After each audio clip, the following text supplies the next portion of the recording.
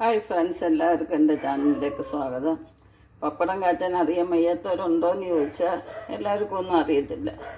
ഒട്ടുമിക്ക ആൾക്കാർക്കും അറിയാം. അറിയാൻ വയ്യാത്തവർക്ക് വേണ്ടിയാണ് ഞാനിത് കാണിച്ചു തരുന്നത്. നമ്മൾ പപ്പടം എടുക്കുമ്പോൾ അതിൻ്റെ വാങ്ങിക്കുന്ന പപ്പടത്തിൻ്റെ പുറത്തൊരു സൈസ് മാവുണ്ട്. അത് നമ്മൾ നന്നായിട്ട് തൂത്ത് കളഞ്ഞതിന് ശേഷം എടുക്കും. അപ്പോൾ വെളിച്ചെണ്ണ ക്ലീനായിട്ട് കിട്ടും. തുടയ്ക്കാൻ വേണ്ടി നമ്മൾ വെള്ള തുണിയോ ടിഷ്യൂ പേപ്പറോ എടുക്കാവുന്നതാണ്. അകവും പുറവും തിരിച്ചും മറിച്ചും തുടയ്ക്കണം.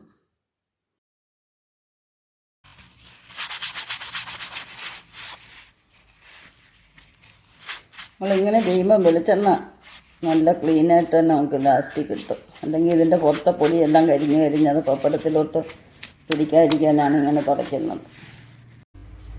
പിന്നെ ചെയ്യേണ്ടത് നമ്മൾ പപ്പടക്കമ്പി കൊണ്ട് തന്നെ ഒരു ഹോൾ ഇടുക.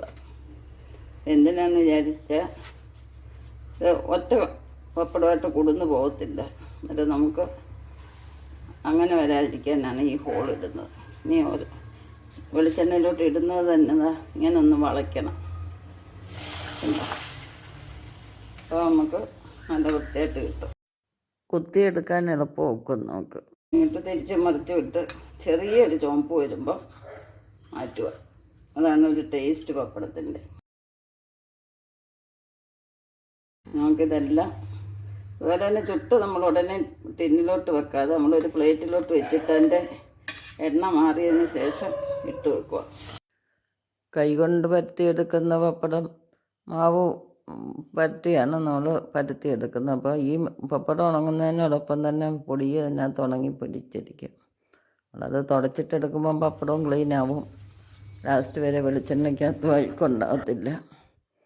അല്ലെങ്കിൽ ഈ പൊടി കരിഞ്ഞ് പപ്പടത്തിൻ്റെ നിറം പോവും. നമ്മൾ പപ്പടം കാച്ചുമ്പോഴൊക്കെ നമ്മൾ കുറച്ച് വെളിച്ചെണ്ണ എടുക്കുക. ആ വെളിച്ചെണ്ണയുടെ ബാലൻസ് ആയിട്ട് നമുക്ക് അന്നേരം നഷ്ടം വരാതെ മാറ്റാൻ നോക്കും.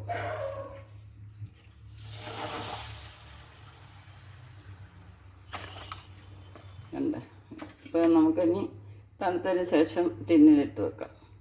അപ്പോൾ എല്ലാവർക്കും ഈ വീഡിയോ ഇഷ്ടപ്പെട്ടെന്ന് വിചാരിക്കുന്നു. നെക്സ്റ്റ് ഒരു വെറൈറ്റി ആയിട്ട് അടുത്ത വീഡിയോ കാണാം. ശുഭദിനം ആശംസിച്ചുകൊണ്ട് ബൈ ബൈ.